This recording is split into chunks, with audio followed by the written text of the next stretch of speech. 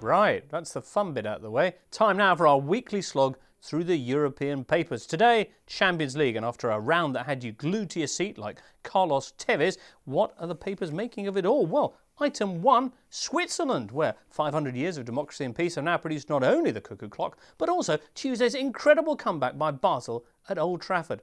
Basel, of course, the 4th best team in Switzerland, which equally could mean they're bottom, I don't know, going 2 goals down against Manchester United as expected, but then producing 3 goals of their own, all scored, intriguingly, by players named Fry. All this before Ashley Young's goal got United out of the frying pan. Were the Swiss disappointed to only get a point? Not a bit of it, I'm delighted to say. Here's Switzerland's Basler Zeitung, Basel's finest hour, headline there. In Blick, they call it a football thriller for all eternity. Fry squared. Goal scorers there, Captain Marco Streller announcing that was perhaps the best performance from a Swiss club team of all time. Really? Greatest performance certainly by Cantoners at Old Trafford since Eric.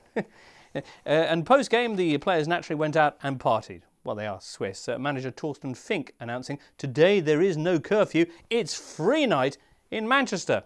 Now, sadly, there are only 2 restaurants in Manchester, as we now know, but they chose a Tiger, and they stayed there till 3 a.m. A venue, the paper reveals to its Swiss readers, that is notorious for its parties on Tuesday, especially when Rio's hosting. While United get held by the Swiss, like Roman Polanski, that wasn't the only big Manchester story of this midweek round. There was also City getting leathered in the land of the Lederhosen. City, the most expensive side ever assembled, humbled 2-0 by Bayern. Let's get the German reaction. It's the City of Bitching, says Bild, with Tevez on strike and Edin Dzeko disrespecting his manager. Bayern, on the other hand, and on the other side of the paper, conveniently enough, are the Red Giants. They've made the greatest start ever to a football season. Bayern Munich side, 10 wins from 10, 28 goals scored, none conceded. And the paper naturally explains how they've done it. Let's see, 15% of the credit goes to Frank Ribery, who's playing as well as he has been for a long time. 10% goes to Mario Gomez, who scored 12 goals in 11 games. 10% goes to Schweinsteiger, who is the manager's arm on the pitch. But the biggest factor of all is the boss himself, Jupp Heynckes, because, says the paper, he leads the team more than his predecessor, Louis van Gaal. Van Gaal, of course, a manager whose big motivational tool at Bayern was dropping his trousers in front of the squad. Big motivational method, perhaps. Says Ribery, Heynckes gives us confidence and he doesn't talk as though he has no respect for us. That's good then.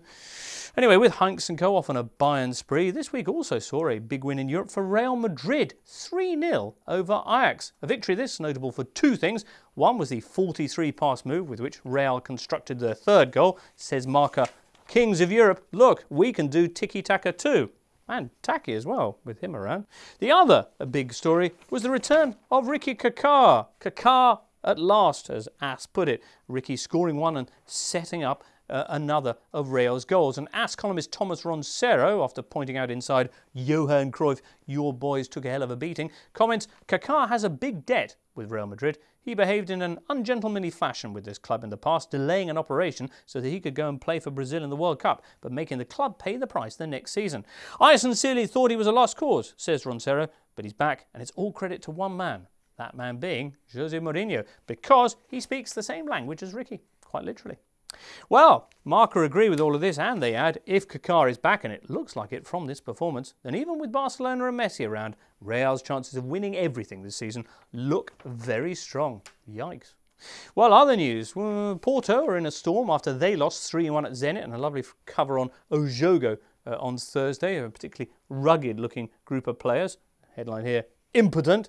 We'll finish off, though, for now, in Italy with Inter. While we were away, the big news there was that the Nerazzurri fired Gianpiero Gasperini, this man, Gasp sinks, and replaced him with this man, Claudio Ranieri, a man who was the arch-rival of Jose Mourinho when he was the Inter boss. Move this week offering Claudio his best wishes through rather gritted teeth, but only after calling him a pseudo-Interista.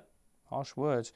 Now, this is the 4th managerial change at the club in 16 months, so will Ranieri's reign at Inter be an interregnum? Well, not at this rate, I have to say, because his first 2 games have brought 2 straight victories at Bologna last weekend, and then this midweek, most impressively, 3-2 at CSKA Moscow to rescue the club's Champions League campaign. And all of this without the injured Wesley Sneijder. Editorial in Thursday's Gazzetta dello Sport, he's brought some sugar. The wind has changed now at Inter, says the paper.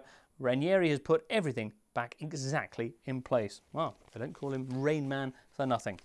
So, Tinkerman looking tailor-made for the job then. We'll have more on that story next week, probably more on other stories as well. But for now, that's enough moron. We'll see you next Friday. Have a lovely time till then.